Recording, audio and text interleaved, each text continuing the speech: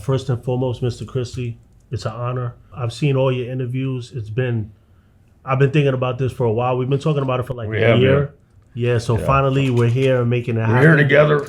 Yeah. And what more could we ask for? Yeah. So I want to get into your life, but I want to ask a couple of hot questions Okay. so it's All right. different from most of the interviews that I've seen of you. When it comes down to the 1% diamond, the actual diamond patch, were the Hells Angels actually the first club? Because I've heard it was the Outlaws. Some people say it was the Outlaws. Some people say it was the Hells Angels. Maybe it was another club that we never heard of. Do you know about that? Well, initially, I thought that the 1%er patch came out of Hollister immediately. But I've got information over the years that it really didn't start until the late 50s. And what you have to look back, if you can look back on different photographs, the diamond was what the Hells Angels adopted. But if you'll notice, the Satan Slaves have a rectangle. The question marks have a diamond. I can't remember what the Straight Satans had. I think the Galloping Goose may have had a diamond. It's hard to remember all those things. But, the Outlaws have a lot of pride in their club, and they claim that they were a club before anybody. Yeah. The Hells Angels, in turn, say they were on the ground floor. But I knew a guy, the old Goose. His name was Tom Noel. He was a Galloping Goose. He was in Hollister, and I met him in the late '60s, early '70s when I worked at a place called the Motor Shop in Oxnard. And a lot of your old school listeners, they write me about the Motor Shop. Yeah. It was a cutting edge kind of place. The things that were going on back then happened at little places like that because it was a very small community. And Hells Angels had their clique. The Satan Slaves had their clique. There's a lot of rumors going around about how, when, and how it started. I think it kind of become a myth and a legend. Mm-hmm. But the AMA did say at the end of that Hollister run in 1948, it's only 1% that ruin it for the rest of us wholesome riders. And, that was kind of the birth of it. When the actual badges went on the vests, you don't know. It's like now there's a controversy. Did the Hells Angels start in 1948 or did they start in 1951? When I first got in the club, there was a gentleman named Dick Woods who was saying, hey, you guys got the dates wrong. And I started the club with some other people, and it was in 51. I believe that was the date. So, Frank from Purdue, famous Hells Angel, within the Hells Angels, Parsons, they went and met this guy, Dick White, and Dick broke it down for him. I know through my conversations directly with Sonny, I asked him about it. He goes, I don't know, man. We picked March 17th out of the air. That was a date they picked out of the air, St. Patrick's Day. I don't know what the whole philosophy was behind it, but that's the date they picked. And, did it start in 51 or did it start in 48? And, my position is it really important when it started? What's important is how it started and where they're going. And I think we have to ask ourselves now as, outlaws, if that's how you want to consider yourself, where's it all going to end up? Yeah. It's like over there in Europe, they're giving them hell. The Scandinavian countries are getting put out of business, Mm-hmm. And Australia's got their hands full. And I think ultimately it could bleed over in the United States. I mean, being an outlaw motorcyclist could be a thing of the past. How about like the actual California bottom rocker? Because, I know that that's been a topic of wars that have happened. So who was it that established that? And it was like, nobody else can wear this now. Well, take credit for a lot of stuff. Not me personally, my organization that I rode with for all those years. Because I always felt that the birth of the outlaw motorcyclist was in Southern California in the late 40s. You've got these people coming back from the European theater, these veterans. You've got them coming back from the Pacific theater suffering from PTSD, probably undiagnosed. And, these guys come home, everything's gone that they had before. It's like coming back from prison. Yeah. You come back from prison, you start over, man. These guys are coming back from the war, they're starting over. And the first time I ever saw anybody was probably in the mid-50s. I was with my father in San Fernando Valley, right here where we met today. Yeah. And I'm standing out front. My dad's talking to this Italian guy. He's got a really thick accent. And I can visually see the red and white checkered tablecloths in this Italian restaurant. The wine bottles that, have a wicker, wrapping around it. And the candle wax coming down the candles, And we had lunch there, and I was all excited. I'm out with my mom and dad. Mom and dad were a real close family, Greeks, we had our own community we lived in. Our family was small. I was the only child. So we all spent a lot of time together. And I'm down at this restaurant, and at the end of the meal, my father, this gentleman, I don't even know his name, probably the first and only time I saw him, we walk outside and we're standing there talking. I'm just being a 9-year-old kid in 1955. And up the street, man, you hear this rumble. And, time kind of stops, and I'm standing there. He pulls up to the light, and I can reach out. I could reach out and run and touch this guy. Yeah. And I'm just mystified by him. He's got his glasses pushed up on his head. He's got his hair all slicked back. He's got these high bars. I hear this distinctive noise. At the time, I don't know what it is. Later, I find out it's his clutch basket rattling, Yeah. And he's got the clutch in. This guy with my dad he just starts honing in on him. And my dad stops talking. My dad looked a little unnerved, and all the people around there, everybody shut up, and everybody's just watching this guy. Yeah. He's got a patch on his back. I don't remember what it said. The light changes. He just peels out. And metaphorically, man, I jumped on the back of that guy's bike, and I was gone. And this Italian guy, he just starts in, and he's ranting, and he's raving, and he goes on and on. He goes, he's a fucking animal. He goes, look at him. And my dad's kind of looking at me, and my dad and I were pretty close. My dad's kind of half smiling and half listening to this guy. And then the guy focuses at me, and he spit on the ground. He went, and then he goes, that's your America. And I thought to myself, fuck yeah, man, that's my America. Yeah. And, that was it for me, man. And did I get a bike? No, not till 10 years later, but I was in, man, and I wanted to be an outlaw. I was primed for it. We had the culture of the Greeks. We had a Greek community we lived in. We were kind of outsiders.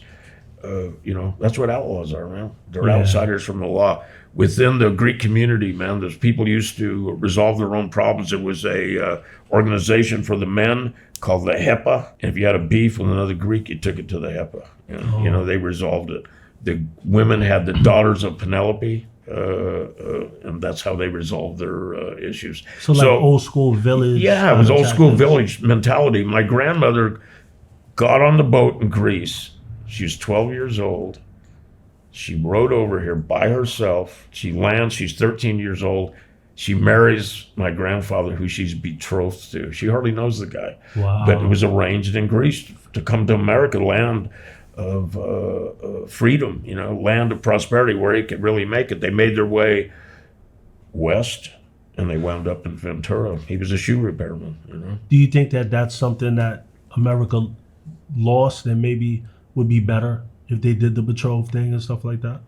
Well, probably not in today's world, but I hope my daughter's not listening to this. She might think I try to set her up with somebody. No, I'm being a smart ass right now. I don't think it would work in today's standards. It's a whole different world, but it's, like my grandfather, he was prejudiced as they come against everybody if they weren't Greek, But he didn't profess to be prejudiced. You'd ask him, are you prejudiced? Or, no, I'm not prejudiced, but, you don't hang out with our people, man. What's wrong with you? My cousin married a Filipino girl, man. And You broke the bloodline. That's what he told. He told me that, and he told my cousin. It was that. like that even when I was younger, and I remember I had a black girlfriend, and my mom was like, "What is that?" You know. So Puerto Ricans, like Latinos, have that thing too, like stick with your own kind and stuff like that. And my standards and my values were created by my grandfather. We used to call him the governor. I'll tell you an interesting story. My cousin Johnny and I was a little jealous of my cousin Johnny because he lived with my grandmother and grandfather, Yaya and Papu. That's the Greek terms. And my aunt was divorced, so she lived at the house with him, something that wasn't done back in the 50s. We would hang out at grandfather's house. We'd go out in the shop, watch him work, build shoes and whatnot. And we wanted to borrow 25 cents or 20 cents from, on the corner was a pharmacy, and it had a soda fountain stand. And you could get a Coke for a dime. And then we came up with this thought, okay, we get the Coke for a dime. And I don't know if they charged us extra, I don't remember. They give you one squirt of cherry juice in it. Oh, yeah. It was a cherry Coke. Cherry Coke, yeah. We invented the cherry Coke. So my cousin's going, ask Papu. No, you ask Papu. We were scared of him. We called him the governor. And finally we said, hey, Papu, can I borrow 20 cents from you? And I think it was me that asked him. And he glared at me, put his mallet down, picked up a rag, cleaned his hands off. He had a pocket with a little book in it. He pulled the book out. He goes, no, I can't loan you any money. He goes, you owe me 25 cents. And, those are the standards I grew up with. And, being an outlaw, when I came around the club, like, Old Man John was in charge. He was the president of Los Angeles. Dick Woods was the leader of the question marks. The Satan slaves, Louis was in prison. Louis was one of the leaders, and like Dana was one of the other guys that led when Louis was gone. How prominent were the Satan slaves in those days? Oh man, they were like the elite of the elite. They were like SEAL Team 6, man. And the Hells Angels saw them that way as well. And so were they like kind of like a brother kind of club or something? Well, there was certainly a tight brotherhood. They ruled like the same. You talked about coming here today and seeing this street sign and that street sign, and we were discussing that. The Satan slaves ruled San Fernando Valley, man. I mean, they were the sultans down here, and from bar to bar, 100 miles an hour on your bikes. They had very lean, slick, fast bikes. There was a motor builder, Mike Williams, and Painter Joe owned Williams Motors. They owned it together. It was in Mike Williams' name. They were both slaves. And, I mean, these guys were on the cutting edge of high-performance shit. This is when, you go into a Harley shop, they didn't even want to sell you a can of oil, man, So these little... Why, just because you were an outlaw? We were outlaws, I mentioned the motor shop earlier. Like these little shops that popped up, they were the things that kept the outlaws going. And, the motor shop, I met Dougie Poo from Purdue, Hells Angel, famous Hells Angel. I met Buzzard, another famous Hells Angel. Vern from Oakland, Little John, Jim Passmore. These are Satan slaves, famous Satan slaves. It was a very small culture, a very small world. And we were talking earlier, I was saying that, you run across, you could ride all day long, man, not see another buddy, somebody on a chopper. And you see somebody on a chopper, man, you wanted to talk to him, because here's a guy, here's a kin spirit. And I want to pick his head. I want to look at his bike. You couldn't go in and buy aftermarket bike parts.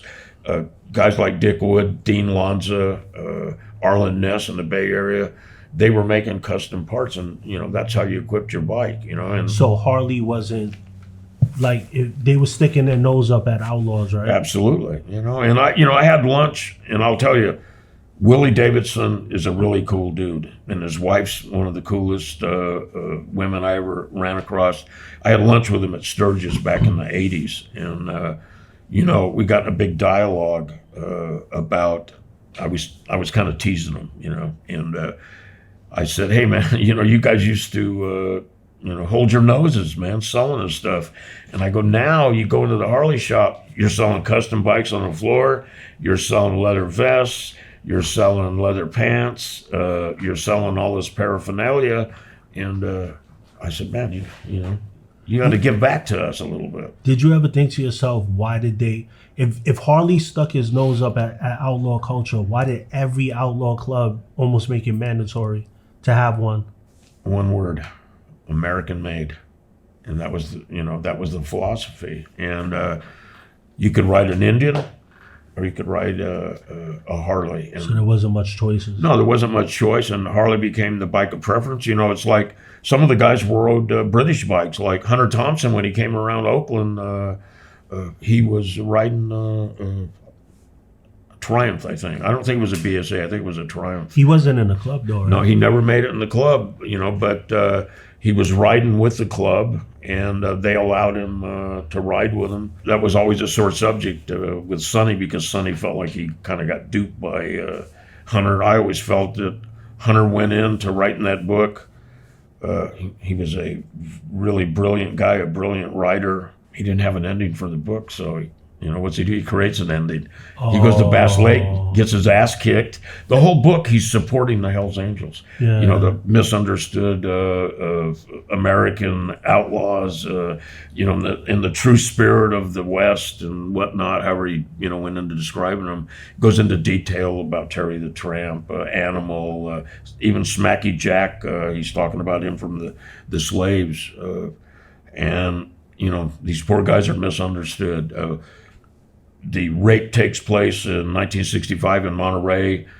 He tears it apart, breaks down all the things that were adjudicated in court. I mean, these guys got cut free, Yeah. and there was no rape, and they walked, and Hunter Thompson shoved it down, society's face. But at the end, I think he spent a year or so with the Hells Angels, and at the end, he's going, how do I finish my book? Yeah. I don't know how to finish it. Get my ass kicked. And then, the book ends with him going, the horror of it, America was right. These guys are animals. Wow. Which I always found, and Sonny and I got in arguments about it. I said, it's satire, man. And that's the type of writing this guy does. But Sonny didn't have much of a sense of humor about that, because he felt like he got duped. And was it like financial? Sonny misinterpreted what he was doing. I mean, he said he was writing a newspaper article. I think Sonny somehow thought that, the lifestyle of the Hells Angels and the outlaw was going to captivate him, and he was going to leave everything behind and, want to join up. But it didn't turn out that way, What kind of man was Sonny Barger? I'll tell you the good things about Sonny Barger. The tenacity on that guy, the balls on him, the drive on him, the vision that he had was incredible. Here you've got a club that existed, the Hells Angels. 10 years later, 1957, April 1st, he creates the Oakland charter along with a gentleman named Boots, who's the first president. Boots somehow drifts away. Sonny takes over. Was he in the original charter first and then started Oakland? No. He started Oakland fresh. Fresh. Oh, A lot of people misinterpret. They think Sonny started the club. No, there was a lot of pioneers that were Hells Angels prior to Sonny coming. So there was people that were Hells Angels when Sonny was like a kid? Yeah. Wow. Well, 10 years old. He got in the club when he was 17, 18 years old. Wow. And they created it. He got booted out of the Army because he joined when he was underage. They found out how old he really was. And he came back to Oakland, and, ultimately the Hells Angels, Oakland started. But you've got to understand, the club had already existed in San Bernardino. But there were a lot of fringe clubs with actually different patches than the Hells Angels. Same name, but a different style center patch. And Sonny got in the club. Sonny decided he was going to take the power from San Bernardino to Oakland. And he became the voice of the Hells Angels, and the face as well. Because I have a Q&A on my podcast, and somebody sent a question in a couple of days ago. They wanted to know about the Hells Angels going to Vietnam and fighting. You can get on YouTube and you can see Sonny with Skip. I think Tiny's there. I don't remember all the players. Jimmy Hewitt, maybe. These are old Oakland guys. They're sitting around Sonny, and Sonny's telling Lyndon Johnson, who's the president at the time, we're ready to send in a fighting unit, making ourselves available to train. It was a publicity stunt. It's like a lot of people think that the Hells Angels were indeed going to go over there. The Hells Angels weren't ready to go to Vietnam. I was a former Marine. I knew what the Hells Angels were, great street fighters, bar fighters, but going into combat is a whole different thing. It's like a different kind of discipline. Right? Yeah, it is a different discipline, and I think Sonny saw that this was a good opportunity.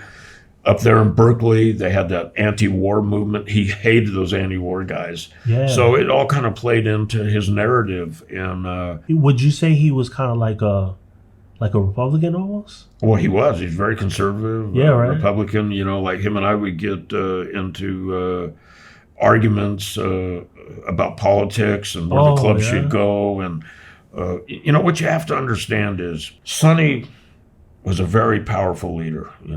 Sonny went to prison in the early 70s, but he still held on to that power. Yeah. Now, there were certainly other people. Deacon kind of took over, and if you look online, you'll see Sandy Alexander and Deacon Proudfoot on Gahalda Rivera. I don't know if you've ever seen that interview with all the 3rd Street Hells Angels, Big Vinny, and is that guys. Like the old school one where they're like, there's like one that he's like real big and he got his shirt off and he has his cut on. Yeah, I saw that one. And they pull a knife out and he's playing with the knife. And he says, I cut bananas with it. That's Big Vinny. That's a classic. It is a classic. And, Sonny was in prison. Sonny was had a lot of control from prison. But when Sonny came back in 1978, I had been in the club a couple of years. I may have been president of Los Angeles at the time. And there was a lot of power. There was a power vacuum. He came back. He comes back. The feds immediately indict him on that RICO case up in the Bay Area. The U.S. attorney on that case was Mueller, same guy that went after Trump. He was the U.S. attorney coming after the Hells Angels for racketeering, and they just couldn't make it stick. And so Sonny became in a power struggle with Sergei Walton. Why was that? Because Sonny was established first before he got locked up? Yeah, Sonny went to prison. Sergei kind of took over. Sergei was a real flamboyant guy, very elusive. Is that why the name is that? Well, his name was Sergei. Oh, Sergei. So we called him Sergei. To mess around. Right, yeah. And you're too young, but back in those days, there were shirts by a company called Sergei. Sergei shirts. They were kind of like a short sleeve Pendleton. Yeah. And he used to wear those all the time. And then he'd have a jacket, and he always had a Mac 10 stuffed in his jacket. He was a gangster, man. And so Sonny comes back, Sergei, and there's 2 factions now. And this was a tattoo that started floating around. We didn't understand it at first. It was Barger's Brutal Bastards and Walton's Warriors. So it was like a clique within the club? Yeah. And it was the Barger's Brutal Bastards, and then it was Walton's Warriors. Well, Walton was the last name of Sergei. We didn't realize that at first. We were going, there's a fight within the club. What the hell's going on? I mean, this is the 70s, man. There's probably, I don't know, I'm going to say 10 deaths that were attributed as in-house murders. They're still unsolved. It was a tough time to be a Hells Angel. When did Sonny decide to move to Arizona? Well, it's an interesting story where we got to still back up. So what happens is there's a Hells Angel in Los Angeles named Irish O'Farrell, just an old school. He's doing time in San Quentin. He comes home and he wants to transfer to Oakland. I don't want him to transfer. I go, hey man, we're fighting the Mongols down here. This is when everything was in an uproar. Oh, you can't transfer to Oakland, man. We need you down here. You know, he goes, I want to go to Oakland. You know, and ultimately, he got to go to Oakland. Oakland always got what they wanted. I mean, I'd be lying if I said they didn't. You know, I always put a fight up, and they respected it that I did, but they also, it annoyed them that I did. Yeah. You know, it was kind of a hate love relationship. So was times. Oakland like mother? Oakland, Sonny had taken the power from the south and brought it up to the north. There was a lot of people that thought Oakland was the first charter in the Hells Angels. Wow. You know, and Oakland was actually the third charter. You had San Bernardino, then you had San Francisco, and then Oakland became a charter. And so was he looked at like national? well, the police looked at him that way. He was certainly a de facto leader. He was the face and voice of the Hells Angels, but the Hells Angels aren't structured like that. And you know, we had always had each charter autonomous to themselves, Yeah. where they didn't answer to people. But strong-willed people got their word out there. You know, you become a de facto leader. Law enforcement always said, well, you know, Christie's second in command. Well, it was a perception that law enforcement had that the public had as well. You know, you can look at stuff, but, you know, we didn't say, okay, Sonny's in command, this guy's second command, this guy's third command. It wasn't set up that way. But if you're a strong enough voice, you become what is a de facto leader is. You're leader by, default. Yeah. Nobody's in that position, so you wind up taking it. People look to you for strength and advice and whatnot. But Sonny, in 1982, I think it was, he was diagnosed with throat cancer, and they didn't expect him to live long. And they took out his larynx, and he couldn't talk. So what he did was he kind of turned over things to Irish and me. Irish became president of Oakland. I was the voice down here in the South. I was the president in Los Angeles now. So what you've got is you've got two former, well, I'm still a Los Angeles Hells Angels at that time. You got a Hells Angel from Los Angeles, a former Hells Angel from Los Angeles, who's now president of Oakland. And Sonny basically didn't think he was going to live. They didn't anticipate he was going to live long. And he kind of turned over his power to Irish and myself. After a few years, he figured he was, still going to be around. He had relinquished his power, and now he wanted it back. Yeah. And when you relinquish your power, you were in the club. If you relinquish your power, Yeah. it's difficult to get it back. Yeah. Sonny got real sick. Sonny didn't think he was going to live. He relinquished his power to Irish and me. And, we became kind of the faces and the voice for the club. We were doing all the interviews. I was doing all the interviews in the South. It kind of shifted to me primarily when I started the publicity to carry the torch in the Olympics, 1984 Olympics. But, Sonny, to wind it down, Sonny wound up getting set up in 1988 or 89 by a guy named Tony Tate. He was a West Coast sergeant at arms, and he set up a lot of Hells Angels. Came after me. I never liked the guy, so I didn't bite. Yeah. Just You had a gut feeling about him? gut feeling, and it's funny. I've said this before, but it's kind of a cool old school story. One of the guys that I always turned to for advice was David Ortega. He was a question mark. He was a question mark when I was in high school, man. He was a question mark. Went to San Quentin for possession of pot. Just an old school dude. That's a rough place to go just for pot. For pot, man. So I used to defer to David all the time. I go, "What do you think, Dave?" And so I go to David and I go, "Man, I don't like this guy, what do you think about him?" And we could never come up with anything of substance. And David finally one day said, "You know what, man? I don't like the way he parts his fucking hair." That's like old school saying, Yeah. And so kind of saved my ass, because he was trying to get me to give him permission to dynamite some guys in the Outlaws. Well, he went to me. I didn't bite. I got in his face. He went to Sonny. Sonny gave him permission. Said, "Yeah, blow the shit out of those guys." Sonny wound up going to prison. And this put Sonny in prison in 1990, just before Sonny and Irish got caught up in that, go to prison. Irish gets murdered, and that's a whole story in itself. Irish gets murdered, so He's Oakland president he's at this Oakland. time? No, he had stepped down, Oh, okay. and Cisco Valderrama was president. You know Cisco? You know who Cisco is? Yeah. Very cool dude, famous guy. Sonny goes to prison, and he winds up in Arizona. Comes back in the late 90s. And when he comes back, there's a new dynamic in the club. Cisco's very powerful, Oakland leader. I am now West Coast chairman. It's a kind of an unofficial job with no power. You just kind of keep things running. And So whatnot. you were like on the national board, basically? Yeah, and Sonny comes back. Like I said, the whole dynamics have changed. And he wants to write a book. He wants to get a movie made. He wants to do all these things, and he keeps getting shot down in Oakland. But he had Hell's Angels on Wheels and all that, right? He did that in the 60s. But the club had devoted in the late 60s to never do any more movies with movie companies, actors, and whatnot.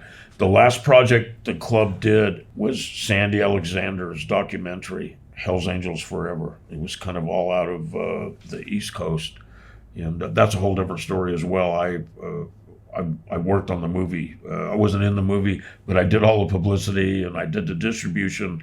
And once Sandy went to prison, I kind of took the movie over. Also, you were like producing, basically? Well, like I was executive producing, kind of? I was doing all the publicity. Yeah. I was keeping track of the producers. How they were telling the story, like making sure it was accurate? I was making sure they were paying us. Oh, okay. You know, somebody stole some money. And, Oh. it turned into a big convoluted. I have a book that I've been working on. It's coming out, and I get in depth. I've never talked about any of this stuff. If we start talking about it, it'd take up our whole time. Yeah. I mean, the $5 million came up missing on the movie. You know, who took the movie money?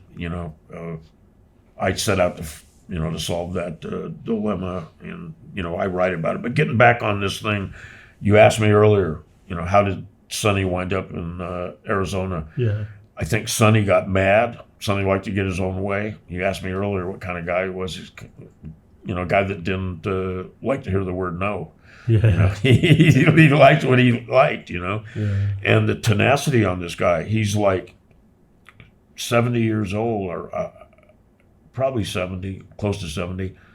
What's he do, man? He packs up, goes to Arizona, takes the Dirty Dozen, turns them into Arizona Hell's Angels, starts over, man. So he starts fresh. He starts At fresh, 70 man. years old.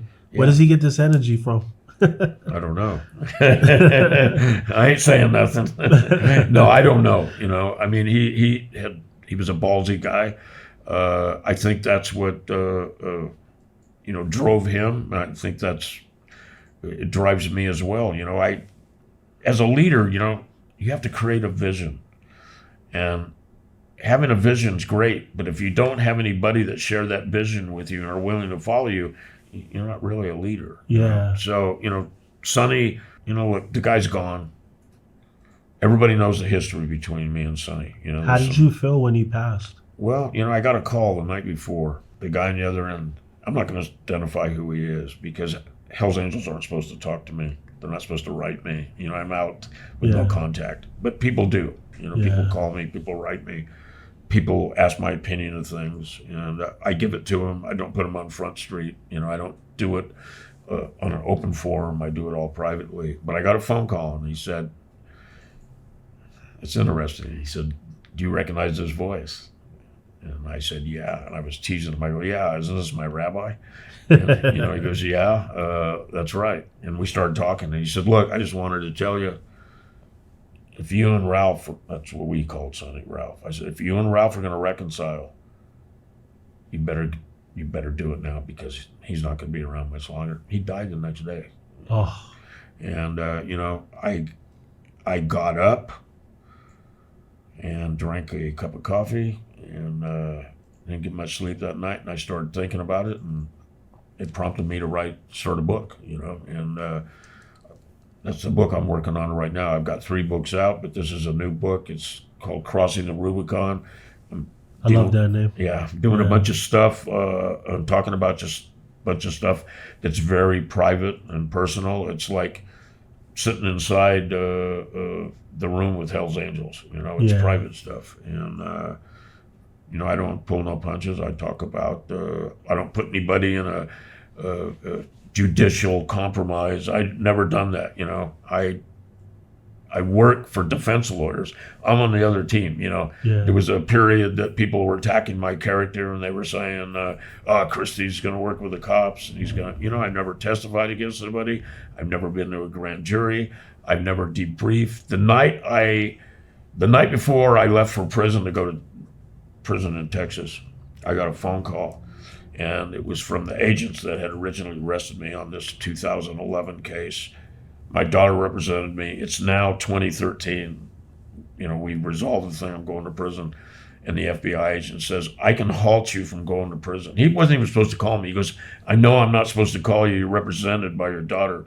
But this is between you and me. He goes, if you don't want to go to prison, if you don't want to leave in the morning, he goes, come in and debrief, man. And he goes, I'll call a judge and make sure you can do your time on house arrest, because that's what we were pushing for. My daughter was really pushing for house arrest. I could do my year, and I just said, man, I have no interest in doing that. I'll go do my time.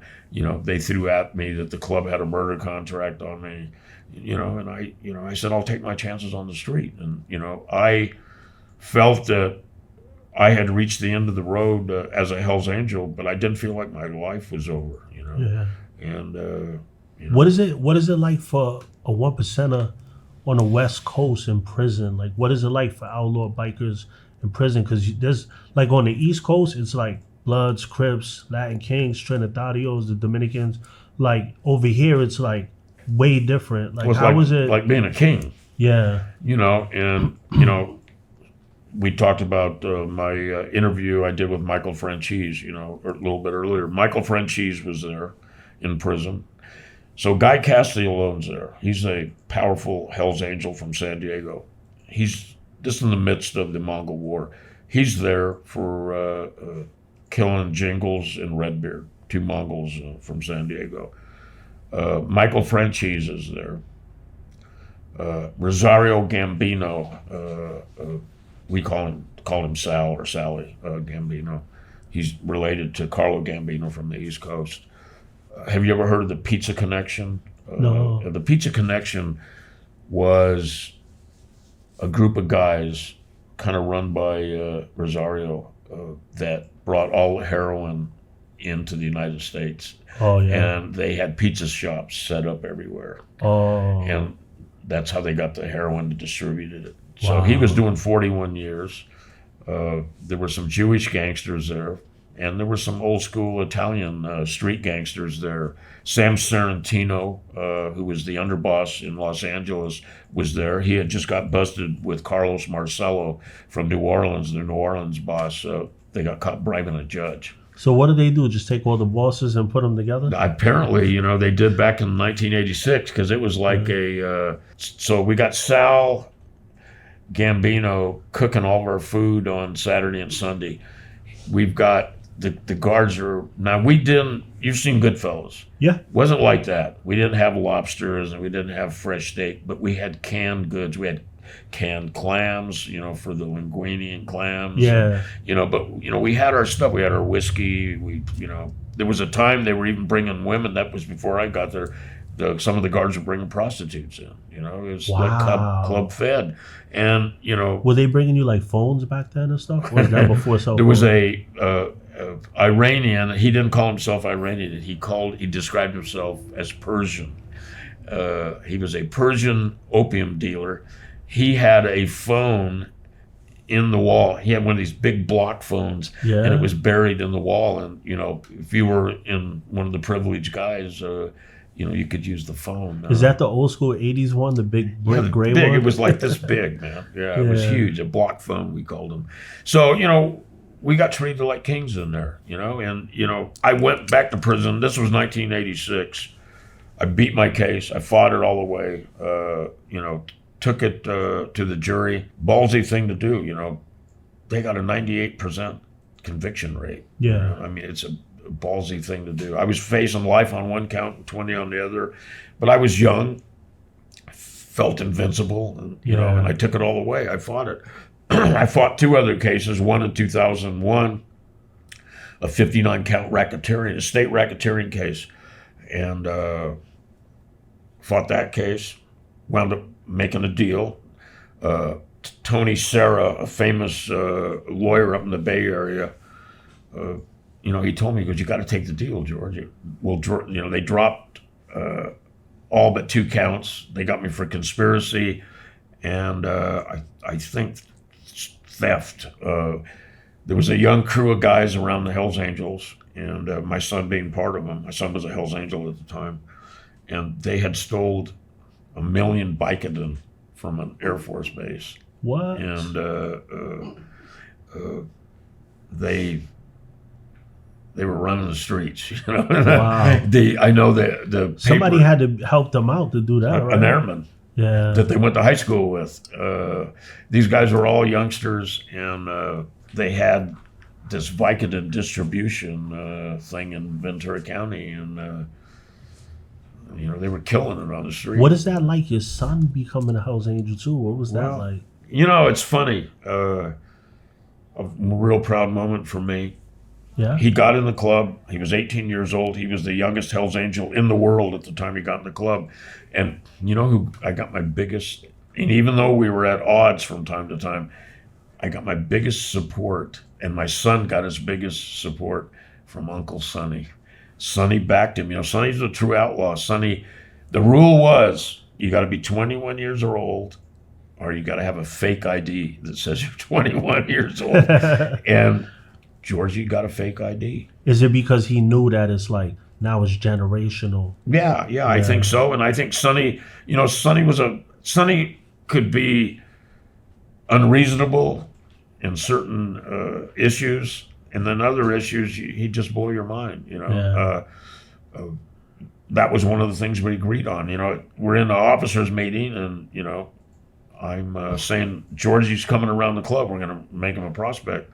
And there's a faction of people that say, "No, man, he's 17, and we know how old he is, man. He's been around us since he's 3." Yeah. And I mean, he did his hang around process. he did, man. You know, for a lot longer than most people. But you know, Sonny says, "Let me ask you a question, George. Does he have an ID that says he's 21?" And I says, "He does." And he goes, "There it is, there, guys."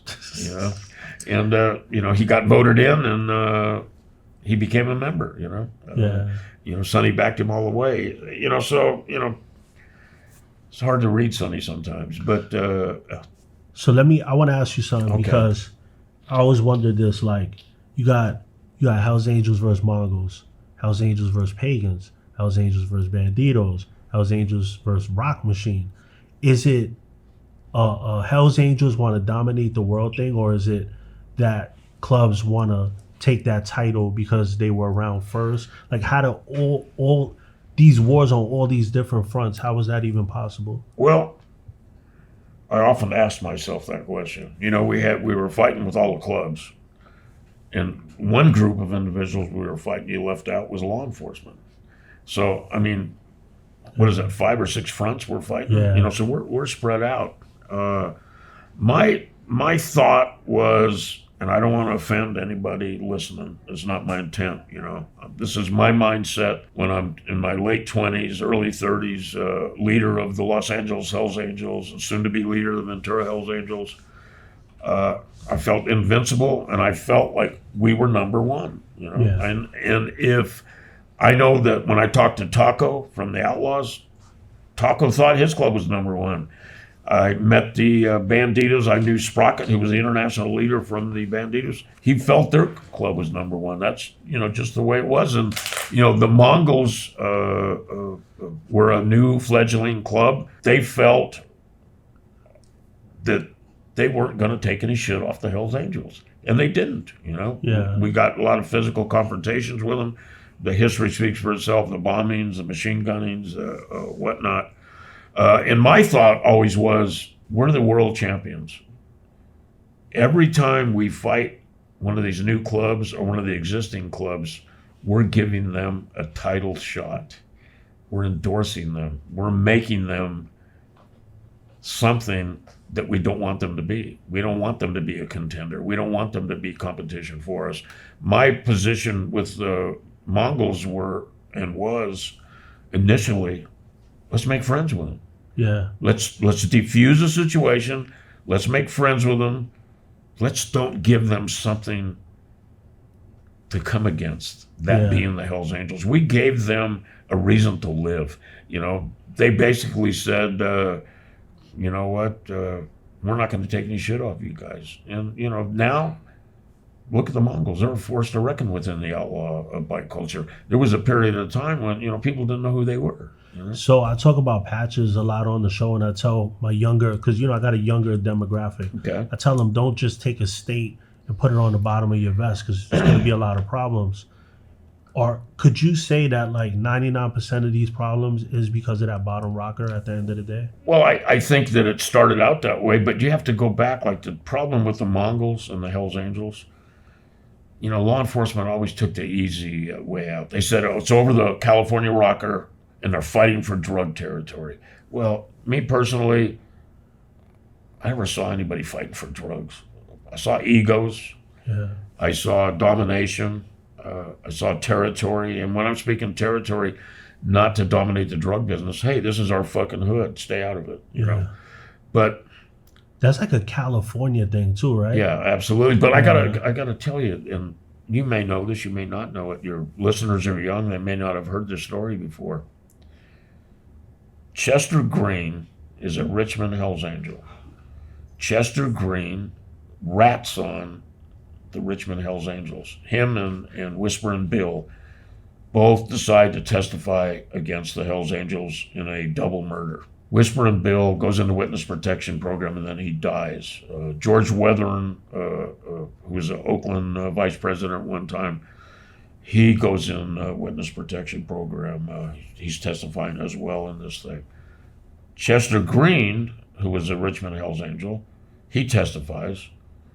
What's he do? He goes to Long Beach and joins the Mongols. Wow. So was the root of the problem. It was that somebody from our club who testified against members went down and joined the Mongols. So it turned into a big controversy, a real problem. I had to go to Taco. When I was negotiating with the Outlaws, Taco was hanging with Chester Green. Chester Green had since moved to New York because things were flying down here in Southern California, man. It was, I don't know if you know the history. I mean, you're in downtown LA, man. There's explosions. There's machine guns on the freeway. It's like an urban, warfare going on here. There must have been nobody that was willing to talk either, because nobody talked back then. Because you would think if you would like go to the Mongols and be like, this dude's a rat, they're gonna kick him out. You know what I mean? But nobody really got to that conversation. No, they didn't have that conversation, and I think part of it was because the Mongols were new. They didn't understand the protocol. Chester Green convinced them that he wasn't a rat. I went to Taco and took the paperwork. And I said, Taco, I got to tell you, man, I'm really digging everything we're doing. We had an amnesty on the violence at that time. And here's the two clubs that were killing the hell out of each other. Yeah. We got an amnesty on the violence. And I said, I'm really having a lot of fun, man. I'm digging your members. I go, but I got an issue, man. I go, you're partying with Chester Green, who ratted on some of my brothers in court. And he goes, that's bullshit, man. And I gave him the paperwork, and he was kind of like, whoa.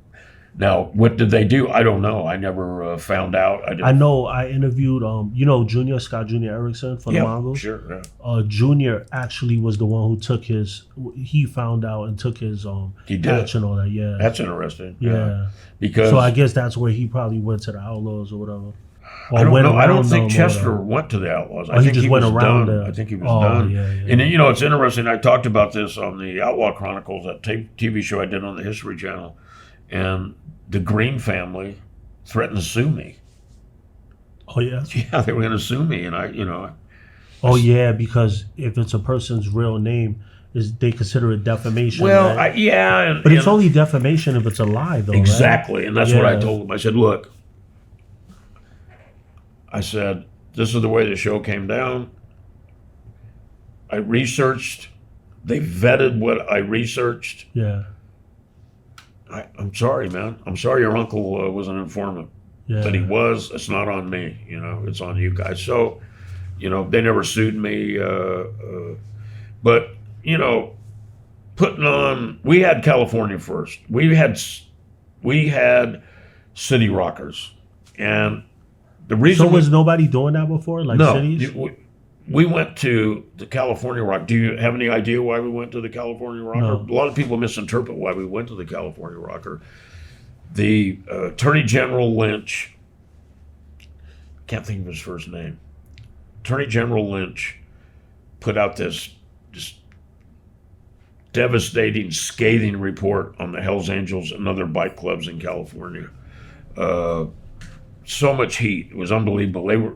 He said he was the Attorney General here in California. He was going to run us out of business. This is in 1965. And, we dug in. Said, you're not running anybody out. And, I wasn't a Hell's Angel then, but this was affecting me because I'm hanging out with the question marks. I'm hanging out with the slaves, and then later the Los Angeles Hells Angels. So it was affecting me. But Sonny and other people came up with the idea, let's go to a California rocker so nobody can identify us. Wow. We're from California, all of us. And that was, they say necessity is the mother of invention. Yeah. That's how that happened. It wasn't about power. It wasn't about dominating the bike clubs. It was about making it more difficult for law enforcement to have surveillance on us. That's what it was all about. Did you ever think when Sonny, when that happened and everybody switched up and you did the California, did you ever think that everywhere around the world, 20, 40 years later, everybody would have some type of bottom rocker saying something? No, but we always had city rockers. It would say Oakland, Purdue, Dago, Yeah. Los Angeles. You'd have these city rockers, San Jose, Frisco. Some of the names were abbreviated. Of course, you had the Nomads. They had come down out of Sacramento because the sheriff up there was giving everybody the blues. And why didn't you ever think of doing that? Just going nomad, so they don't know where anybody's from. The Nomads probably felt that was exclusive to them. Oh, okay. Because they went to the California Rocker, but they wore the Nomad side rocker. Oh, and just okay. like some of the guys in Oakland wore the side rockers. Guys in Ventura used to wear the young guys would wear the side rockers. But it wasn't about domination. It was a necessity. Talked a lot about Sonny, and I'm not on a binge to badmouth him. I have a lot of respect for him. Didn't agree with him as a leader, but you asked me about Sonny. I think the way to encompass it is we had two different philosophies, and I don't mean this in a disrespectful way. Perhaps it may sound that way to some people. Sonny felt the club belonged to him. I felt I belonged to the club, and that's kind of the nutshell of it all. But I know you've got a lot of questions you want to ask. So it wasn't really so much that you were wrong or he was wrong. It's just two different perspectives, kind of of the way the club should be ran. Absolutely, just different visionaries. I had my vision of what I thought. My philosophy was complete peace within all the bike clubs. Sonny's just a character. It's like when the war with the banditos was raging in Europe, I tried everything I could in the world to keep it from bleeding over here. Sonny didn't care. Fuck them. They're not Hell's Angels. Fuck them. He was just hardcore. If it's a problem, address it. Let's do it. I tried to get him to come to me with a meeting with the banditos. We were on the cusp of making peace. These guys were blowing the shit out of each other over there in Europe, man. And we didn't want it to bleed into the United States. And I said, look, Ralph, I go, if you would come to this meeting with me, I go, fuck, man, Sonny Barger shows up at the meeting. I go, man, it's a seal of deal. Yeah. Fuck him. You know what I mean? Just Yeah. old school, you know? Yeah. And hey, what are you going to do? You know? So did it ever get like? Was it like Texas that it was like where they were like you didn't want it to spill over like over here into the States? Did it ever? It never did though, right? No, it never did. There was a stabbing in Arkansas once. I don't even know if it got out to the public. Canada was bad though. Canada was very bad, you know. And, you know, it's funny, when I got to La Tuna prison, and this is a great story, I never told this before.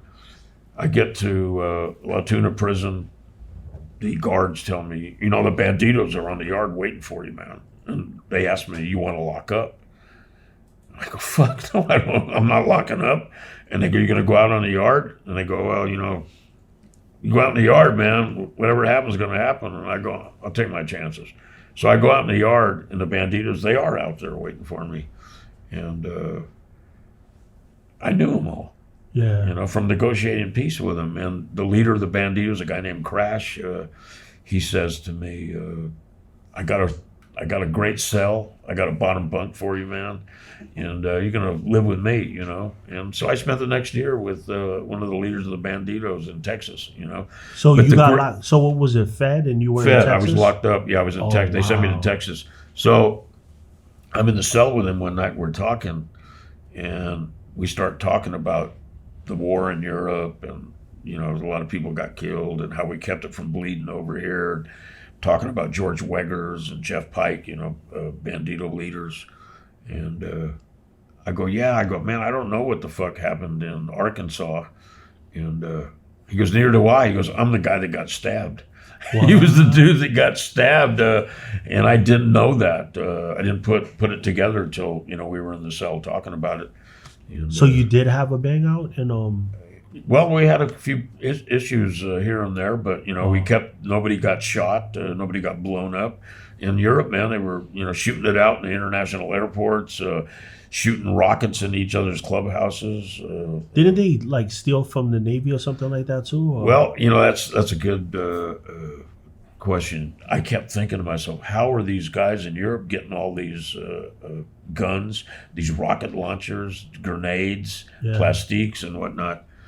At the edge of every little town in the Scandinavian countries, the militia has an armory. Oh. And the only thing on the armory, it's like a little, just a little box. And the only thing on the armory is a lock. They were banging the locks off and taking all the automatic weapons, rocket launchers, and whatnot.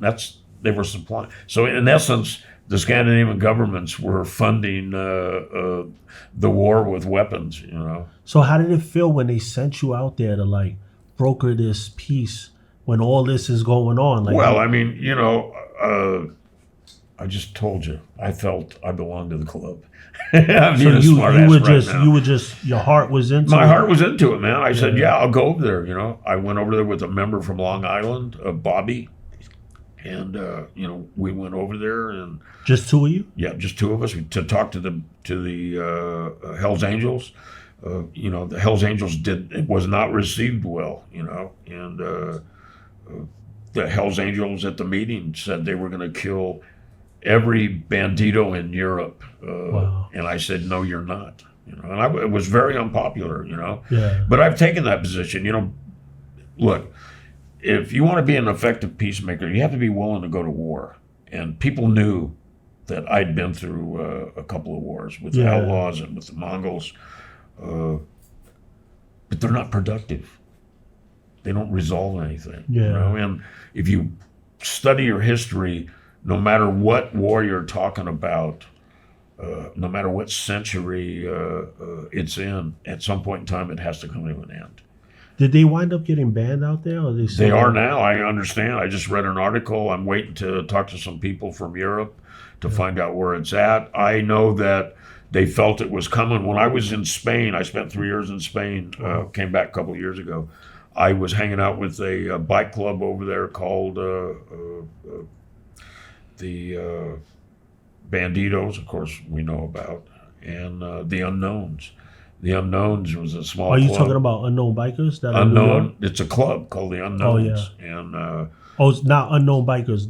They're called the unknowns. Unknowns, yeah. Oh, okay. They're out of Spain and England, Oh, mostly out okay. of Spain now. And there were people that had fled Australia. It was a really interesting community, because a lot of ex-gangsters living in, like real gangsters from Russia, England and whatnot, Germany, living in Spain. Spain is very open, Yeah. When I flew to Spain, I stopped in England. It took me like 8 hours. My passport's flight. It took me like 8 hours to get through customs. They weren't going to let me in. And I convinced them I was going to Europe. I had a letter from a movie company that, we were making a TV series over there. So they let me there. When I got to Spain, it was, they stamped my "Welcome to Spain, Mr. Christie." They were happy to see me. Yeah. And the outlaw bikers there's a lot of bikers from different areas that experienced a lot of violence in the past. They're in Spain now, trying to keep it down and to a minimum, because these type of actions and this type of behavior is not beneficial to the outlaw movement. Sure, we're outlaws, but we have to use common sense. We have to be intelligent about what we do. Did you have, like, when you was out there squashing the stuff with the banditos and all that, did it actually get squashed out there on the spot, or was No, it was a long process. And I'll tell you something else that's not a lot of people know about it. The Scandinavian governments knew that I had gone over there a couple times.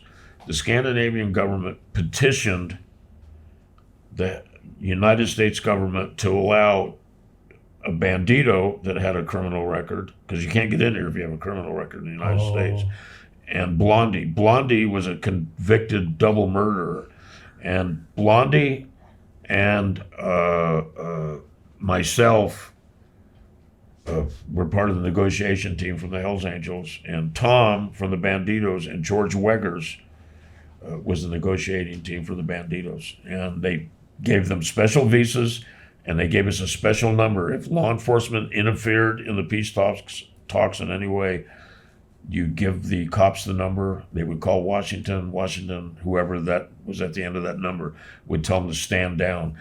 They came over here, we sat down, we worked pretty much out what was going to happen, but they went back and they did it. I don't know if you know how the war ended over there. It was a huge deal. It was on the newspapers. There were politicians there. They had a peace treaty. They shook hands, and that was the end of the war. Did you ever go back over there? I have, yeah. I've been to Denmark. What was the parties like out there? Oh man, incredible stuff, man. Incredible times. I went to Finland. People recognized me and stopped me on the street and found, outlaw people, and thanked me for helping stop the war. And same thing in Sweden. I went to Gothenburg, and So you just traveled the world as an outlaw, right? yeah, it's nice, man. And it's really funny is when I was coming back from Spain, I'd overstayed my stay there because of COVID, and when I got to Denmark, they took my passport, and they were like, they just get real excited when they, because they want to know what I'm up to. And the woman, she goes, "Man," she goes, "your passport's got some shit on it, And I said, "Well, what does it say?" And she goes, "I can't tell you." And I go, "Well, maybe when I get back to the United States, I should get a lawyer and get it straightened out, get that stuff off there." Yeah. She said, "Don't waste your money." She goes, "They'll never take this stuff off your passport, and they'll never unflag your passport." She goes, "Something you got to live with." And she was cool, She goes, "Shit, man." She goes, "You're still an outlaw." She goes, "You were supposed to leave 60 days ago." And I go, "Yeah, I know." Wow. I mean, So it's in effect where, like, if you go somewhere, they're not going to allow it? well, I talk my way in, when I go somewhere, but my passport's flagged. I've been turned down from Amsterdam. Denmark didn't turn me down, but they allowed me to stay within the confines of the airport because I was flying back to the United States. Would they have allowed me to go into the city? I don't know. I just did a 6-episode series over there a couple of years ago when I first got back here to Ventura. Denmark sent these guys over, and it was a great series. It was on the Scandinavian bike war.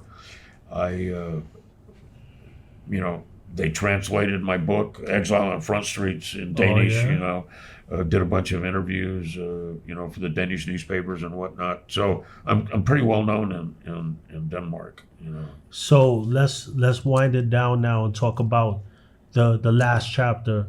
What was it like leaving this club that you put your whole entire life into? Because I've experienced similar where you feel like your whole world is over, you know. But I realize it's just in your mind. It's a circle that you're in. It's a life that you're in. But there's a whole other world going on. When did you come to that realization? What was that process like, leaving? Well, you know, when I left the club, we were fighting wars on 5 fronts. And I went to the meeting. That's one of the things that really angered me, because at the meeting, that's when people had the opportunity to confront me. I asked if anybody had anything to say. Nobody had a thing to say. And I gave a speech. Now, I don't know if they took that speech and, you know, passed it around to the world, and that's some of the things that, you know, created some problems for me. But I told them, I said, we're fighting wars on 5 fronts, 6 if you want to count law enforcement. I go, I don't know what the purpose is anymore. I go, I've done everything I can. I said, I had a vision. I thought you guys were on board with me. And I said, this isn't productive. And I said, you know, I've got to say this, and it's painful to say it, but we have become the people we rebelled against. And I'm out of here, man. And everybody shook hands with me. I left. 2 weeks later, I get, you know, the call. My status has been changed. You're out bad, no contact, nobody can talk to you. That was their position. My position was, okay, then if I'm out bad and nobody can talk to me, if you guys approach me, I'm going to assume you're going to hurt me. So, you know, that's how it ended. I've run into Hells Angels in Spain. I've run into Hells Angels since I've been back. You know, it wasn't aggressive. It was a nod of acknowledgement, and you know, they went their way and I went mine. Oh, okay. I'll ask you one. This one's kind of crazy. You don't have to answer if you don't want. But I know a lot of people who have done this. And have you ever thought, when you were leaving, did any part of you say, I'm gonna go to the rival or something like that, or start my own club, or did any of those thoughts, you know, pass through your mind? Well, not initially, but, you know, over time, you know, you hang out. I go to Spain, I'm hanging out with the unknowns. I'm hanging out with the banditos. I, from time to time, communicate with outlaws. I mean, sure, you know, you think about it, but I'm an old school guy, and I've got to tell you, back in the day, we had a rule, man. If Bandito left the Banditos, he didn't join the Hells Angels. If a Hells Angel left the Hells Angels, he didn't join the Outlaws. You know, nowadays it seems like, you know, there's a lot of shit going on like that. But in the old days, it wasn't accepted, it wasn't permitted, and it was an unwritten understanding. I have a question mark. I'm a honorary member of the question marks. I never was an official member. Dick Woods, the leader and guy that started the question marks, made me honorary member when I was a Hells Angel, along with Paul Animal Hibbets from Oakland. Animal hung out with the question marks. We all went to school together, Animal and I. We went to elementary, high school, hung out with the question marks together. He was an Oakland Hells Angel. I was a Los Angeles Hells Angel. I thought about, you know, maybe give the question marks one more run, but I think in the end, you know, I put my time in with a patch on my back, and you know, I happy to ride around as a loner. You know, my wife and I Beverly got a bike recently with a sidecar on it. You know, I got 2 hip replacements, so you know my legs get tired, but we've been riding the hell out of it. I got it torn down right now. It's getting some powder coating, some chrome, and painted. Is it fun just to like ride with your wife? Yeah. Not have the whole club and stuff like that? Yeah, you know, and you know, riding, that time came and went for me. And, you know, I see young guys riding their bikes, popping their wheelies and, you know, having a fun. And, you know, that's what it's all about. It's about, you know, keeping the culture alive. I hope that at some point in time, clubs can put their problems behind them. And, in the old days, man, you got in a fight in a bar with another club, the losers would buy breakfast, Yeah. You know what I mean? It wasn't, Yeah. I'm not going home and getting my gun. I mean, it just, nobody thought about shooting anybody.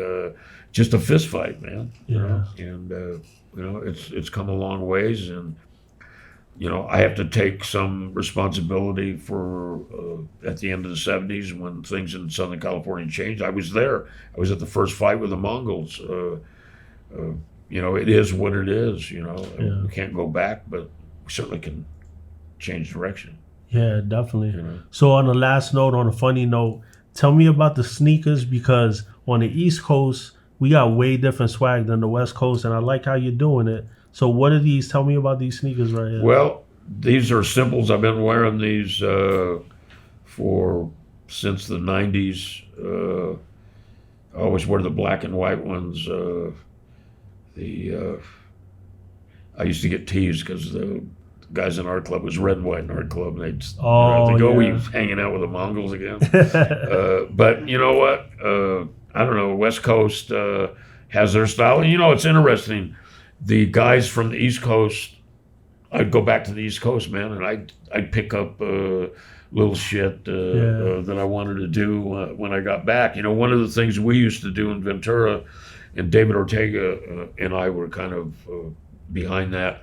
We used to take our jackets and we'd cut the collars and make stand-up collars on all our coats. Yeah. Like my cutoff when I went from a Levi, like David Ortega took my Levi vest and cut the collar off and made a stand-up collar. He used to call it the hoodlum priest look. That's what I used to rock too. Yeah, so we'd have guys come out here from the East Coast and they like the style on the jackets, and sometimes I get them a jacket made and take it to them, just as a gift. And the also, East Coast, before you guys started doing that, they all had the collar? Yeah, we had the. No, we had the collar, not those guys. We had the collar, but those guys would wear a lot of jewelry. Yeah. I never wore a lot of jewelry. They wear a lot of jewelry, and yeah, you wear a lot of jewelry, man. And that's cool. It just never was for me. It was all in the bank, right? Well, the bank of the mattress, and it's funny you say that because my boy Georgie, when he was alive, he used to tell him, he would tell everybody, he's got it buried in tin cans, man, all over Ventura County, and he'd be in the backyard looking sometimes, I think. Yeah. I'd find them dig holes back there. But, there's a rumor I got a lot of dough, the cops took a lot of money from me. They destroyed several of my businesses. I had a really successful concert promotion business. They threatened to IRS audit all my, accounts, all the people that I was promoting. The only guy that stuck with me, who do you think stuck with me out of everybody that I promoted over the years, and said, fuck them, I don't care, let them audit us. In the club? No. I had a concert promotion business. I'd promote Waylon, Willie, country artists, rock and roll artists. Nice. And the IRS said they were going to audit all my accounts with these, Hank Williams Jr., Waylon Jennings. So everybody quit doing business with me because they didn't want to get audited because they were stealing money, in all likelihood. The only guy that stuck with me was Jerry Garcia from the Grateful Dead. Wow. He was like a personal friend of mine. I used to pick him up at the airport when he'd come to town for concerts and shit. And he's a hell of a guy, man. The Grateful Dead, there's a real connection between the Hells. I don't know if you know this. The Hells Angels and the Grateful Dead have a really, really tight connection in the past, But it's been a long trip, man. Yeah. It's been an honor. Okay, I appreciate it, you.